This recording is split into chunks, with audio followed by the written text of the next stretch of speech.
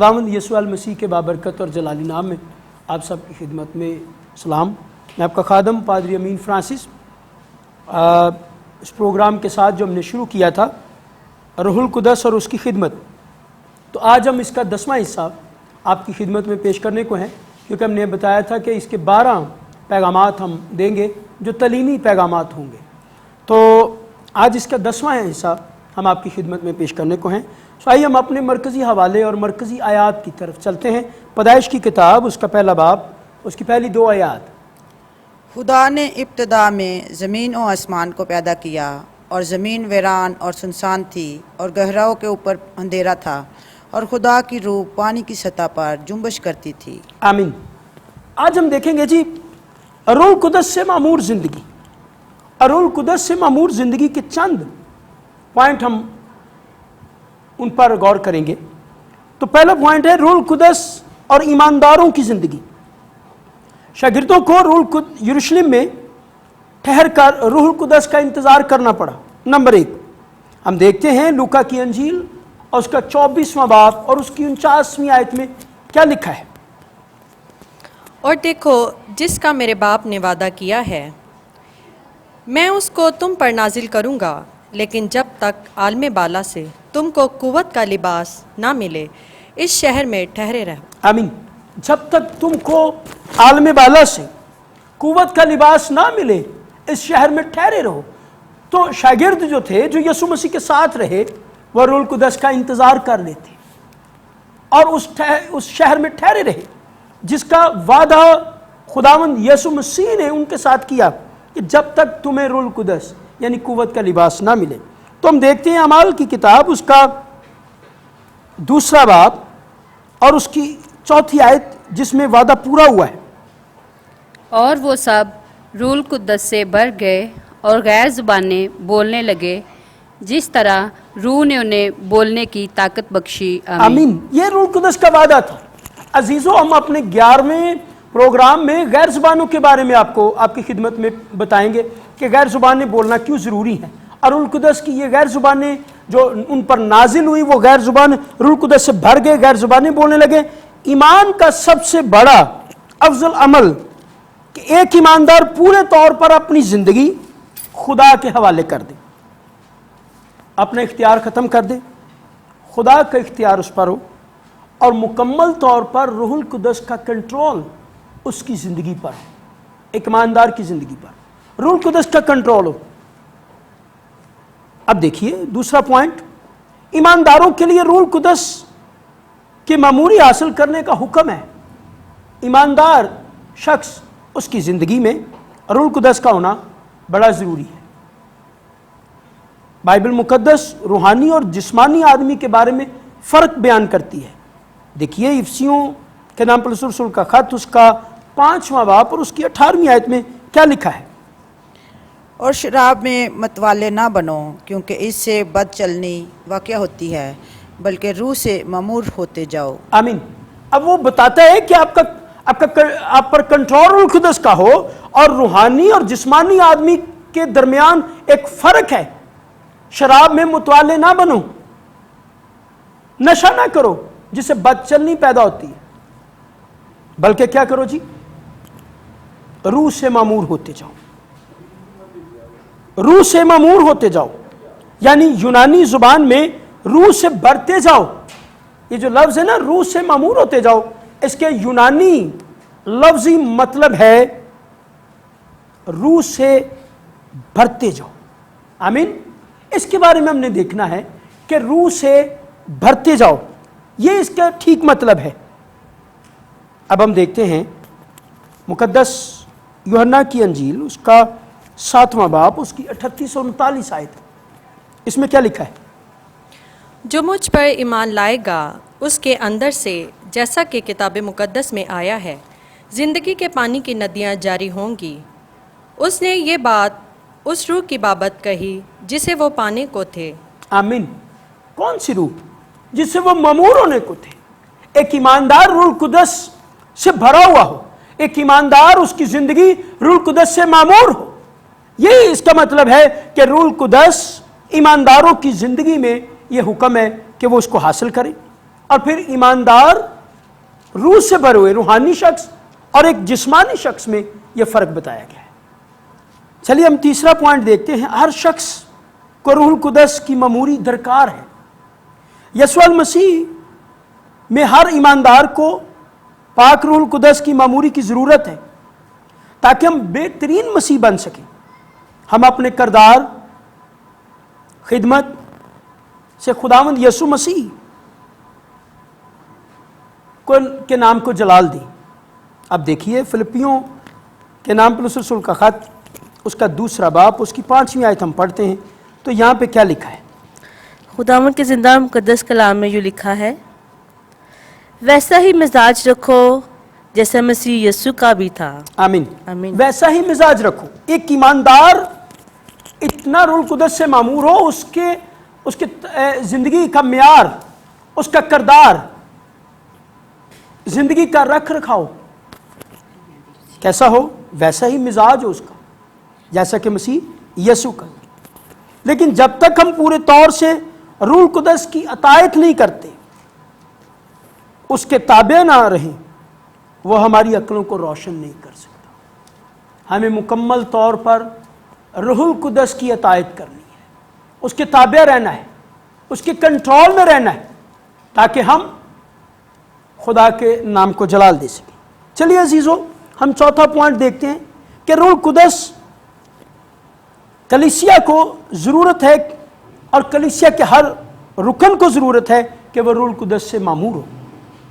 کلیسیا کے اندر ہر فرد بشر روح القدس سے معمور ہونا چاہیے۔ پاسٹر، ایلڈر، ڈیکن، کوائر کے لیڈر، کوائر کے ماسٹر صاحب جو لیڈ کرتے ہیں کوائر کو، سنڈے اسکول ٹیچر، چرچ کی انتظامیہ، ارکان ممبران، یہ روح القدس سے معمور ہو۔ لیکن اگر یہ روح القدس سے معمور نہ ہو تو پھر کلیسیا کے اندر بد نظمی، تفرقے بازی، حسد، غیبت گوئی، ایک دوسرے پر الزام تراشی اور بغاوت کا سلسلہ شروع ہو جاتا ہے، جسے ابلیس بہت زیادہ طول دیتا ہے تاکہ چرچ خراب ہو، تاکہ کلیسیا خراب ہو، تاکہ وہ چرچ کو توڑ ڈالے۔ اب ہم دیکھتے ہیں 5واں پوائنٹ، لیکن اس سے پہلے جو میں آپ کی خدمت میں بتا رہا ہوں، کلیسیا میں ہر ممبر کو، ہر ایک شخص کو، ہر ایماندار کو بہت ضروری ہے کہ وہ روح القدس سے معمور ہو۔ اب ہم دیکھیں گے 5واں پوائنٹ، دنیا توقع رکھتی ہے کہ ایماندار روح القدس سے معمور ہو۔ ہمارے مسیح چال چلن کے 2 پہلو ہیں۔ نمبر 1، خدا سے متعلق ہم جانتے ہیں۔ نمبر 2، ہم جنس انسانوں سے متعلق ہم جانتے ہو۔ ہر مسیح کے لیے بے حد ضروری ہے کہ وہ پاک روح القدس سے معمور ہو۔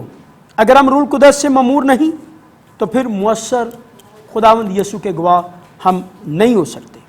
ہم اپنی طاقت یا قوت سے خداوند کا کام کرنے کی کوشش نہ کریں ورنہ ہم ناکام ہو جائیں گے۔ لیکن ہم روح القدس سے معمور ہو کر روح القدس کے کنٹرول میں رہ کر کام کریں، اس کی رہنمائی میں کام کریں، تو پھر ہم خدا کے کام کو بہتر کر سکتے ہیں اور انجیل اور صلیب اونچی ہوگی تاکہ مسیح کا نام جلال پائے۔ آئیے عزیزو، ہم 6واں پوائنٹ دیکھتے ہیں، روح القدس کی معموری کی شرائط۔ دیکھیے، روح القدس کی معموری کی شرائط میں چند پوائنٹ ہم دیکھیں گے۔ پہلا پوائنٹ کیا ہے کہ جب تک ہمیں روح القدس چاہیے، اس سے پہلے ہمیں کیا کرنا چاہیے؟ توبہ کرنی ہوگی، اپنے گناہوں کا اقرار کرنا ہوگا۔ اعمال کی کتاب، اس کا 2 باب، اس کی 38ویں آیت ہم پڑھیں گے۔ پطرس نے ان سے کہا کہ توبہ کرو اور تم میں سے ہر ایک اپنے گناہوں کی معافی کے لیے یسوع مسیح کے نام پر بپتسمہ لے تو تم روح القدس انعام میں پاؤ گے۔ یہ انعام ہے ایک گناہگار کے لیے، یہ انعام ہے کہ جب وہ توبہ کرے گا، بپتسمہ لے گا، تو پھر اسے گفٹ ملے گا۔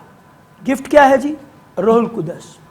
روح القدس اس پر نازل ہوگا اور وہ اس کو نئی پیدائش کا تجربہ دے گا، وہ اس کو خداوند یسوع مسیح کے نزدیک لائے گا۔ اب دوسرا پوائنٹ ہم دیکھتے ہیں کہ اسی میں روح القدس کی شرائط में कि वो हमें फर्जंदियत बख्शता है। गलतियों 4 बाब और उसकी 6 आयत। और चूंकि तुम बेटे हो, इसीलिए खुदा ने अपने बेटे का रूह हमारे दिलों में भेजा। आमीन। आमीन। तुम बेटे हो।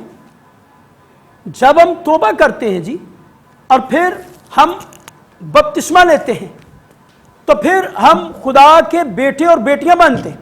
जैसे मैंने एक प्रोग्राम में बताया कि खुदावंद यसु मसीह खुदा का जिंदा इकलौता बेटा है और फरिश्ते तख्लीकी बेटे हैं, आग से लिए गए हैं। और जब हम तौबा करते हैं, यसु मसीह को अपना शख्सी निजात दहिंदा कबूल करते हैं, बपतिस्मा लेते हैं, तो फिर हम ले पालक बेटे, अडॉप्ट चिल्ड्रन। तो इसमें तीसरा पॉइंट हम देखते हैं कि रूह कुदस आवाज देता है। यूहन्ना की इंजील 7वां बाब 37 से 39वीं आयत हम पढ़ते हैं तो इसमें क्या लिखा है? फिर ईद के आखिरी दिन, जो ख़ास दिन है, यीशु खड़ा हुआ और पुकार कर कहा, अगर कोई प्यासा हो तो मेरे पास आकर पिए। जो मुझ पर ईमान लाएगा उसके अंदर से, जैसा कि किताब मुकद्दस में आया है, ज़िंदगी के पानी की नदियाँ जारी होंगी। उसने ये बात उस रूह की बाबत कही जिसे वो पाने को थे। आमीन। आमीन। यीशु मसीह खड़ा हुआ और बावाज़े बुलंद कहा। अब रूह कुदस हमें आवाज देता है, आओ तौबा करो ताकि हमारे गुनाह जो हैं जी वो मिटाए जाए। नंबर 4, ईमान। इसी पॉइंट में हम देखते हैं कि कैसे हम कर सकते हैं, ईमान हम किस पर रखें और कैसे हम ईमान रख सकते हैं। और ईमान हमें खुदावंद यीशु मसीह पर रखना है, जो बाप का जिंदा इकलौता बेटा है। गलतियों के नाम खत 3 बाब 13वीं से 14वीं आयत हम देखते हैं तो वहाँ पे क्या लिखा है? मसीह जो हमारे लिए लानती बना, उसने हमें मोल लेकर शरीयत की लानत से छुड़ाया, क्योंकि लिखा है कि जो कोई लकड़ी पर लटकाया गया वो लानती है, ताकि मसीह यीशु में इब्राहिम की बरकत गैर कौमों तक भी पहुँचे और हम ईमान के वसीला से उस रूह को हासिल करें जिसका वादा हुआ है। आमीन। मसीह हमारे लिए इसलिए लानती बना, इसलिए उसने सलीब पर अपनी जान दी, उसके मुंह पर थूका गया, उसके सर पर कांटों का ताज दबाया गया और सलीब पर उसे कीलों के साथ जड़ा गया। क्यों? ताकि हम अब्राहम की बरकतों में शामिल हो सके और ईमान के वसीला से उस रूह को हासिल करें जिसका वादा उसने हमसे किया। और वो रूह क्या है? रूहुल कुदस है। रूह क्या है जी? रूहुल कुदस है। आइए हम 5वां पॉइंट देखते हैं। रूहुल कुदस चाहता है हम फरमाबरदारी करें। अमाल 5वां बाब और उसकी 32वीं आयत, यहां पे क्या लिखा है? अमाल की किताब उसका 5वां बाब और उसकी 32वीं आयत हम देखते हैं। इसमें क्या लिखा है? और हम इन बातों के गवाह हैं और रूह कुदस भी, जिसे खुदा ने उन्हें बख्शा है, जो उसका हुक्म मानते हैं। आमीन। आमीन। जो उसका हुक्म मानते हैं वो फरमाबरदारी करते हैं जी। और फरमाबरदारी करने वाले जो हैं, रूहुल कुदस भी उनकी गवाही देता है। ये बहुत बड़ी बात है कि रूहुल कुदस उनके बारे में गवाही देता है। अब 6वां पॉइंट देखते हैं कि इंतज़ार करना। लूका की अंजील उसका 24वां बाब और उसकी 49वीं आयत में हम देखते हैं तो वहाँ पे क्या लिखा है? और देखो, जिसका मेरे बाप ने वादा किया है, मैं उसको तुम पर नाजिल करूँगा, लेकिन जब तक आलमे बाला से तुमको कुव्वत का लिबास ना मिले, इस शहर में ठहरे रहो। आमीन। आमीन। इंतज़ार करना, रूहुल कुदस का इंतज़ार करना। अगले प्रोग्राम में हम आपकी खिदमत में बताएंगे, जैसे मैंने आपकी खिदमत में बताया कि गैर ज़बानों के बारे में बात करेंगे और इंतज़ार के बारे में बताएंगे। इंतज़ार करना, शागिर्द यीशु के साथ थे, लेकिन इसके बावजूद भी जब यीशु मसीह मर गया, मुर्दों में से जी उठा, फिर भी वो रूहुल कुदस के इंतज़ार में थे। हर एक ईमानदार को रूहुल कुदस का इंतज़ार करना चाहिए ताकि वो उसकी ज़िंदगी में मुदाखलत करे और उसकी ज़िंदगी में वो चीज़ें जो गलत हैं उनको निकाल बाहर फेंके और आसमान से हमारे लिए बरकत लेकर आए, जैसे कि रूहुल कुदस को ज़रिया ट्रांसपोर्ट भी कहा जाता है। आसमानों से वो सफ़र करती है और फिर ज़मीन पर ईमानदारों के लिए जो रूहुल कुदस से मामूर है उनके लिए गिफ्ट लेकर रूहुल कुदस आता है। तो 7वां पॉइंट हम देखते हैं जी, यह है रूहुल कुदस उन्हें मिलता है जो मांगते हैं। लूका की अंजील 11वां बाब उसकी 13वीं आयत, इसको हम देखते हैं।